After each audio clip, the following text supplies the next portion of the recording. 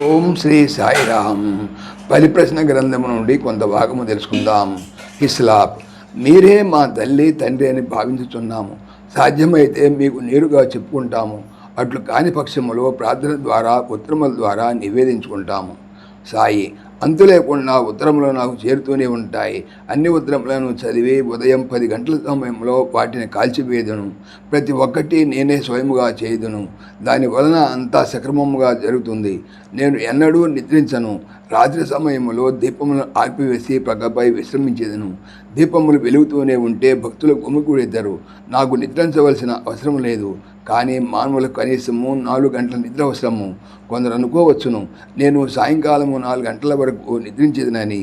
కానీ నాకు విశ్రాంతి లేదు. నేను ఎన్నటికీ అలసిపోను. ఎప్పుడూ పనిచేస్తూనే ఉంటాను. 3-4 బంధువులు వస్తేనే గృహస్థులు తలకిందవుతారు. కానీ నన్ను దర్శించే వారికి అంతే లేదు.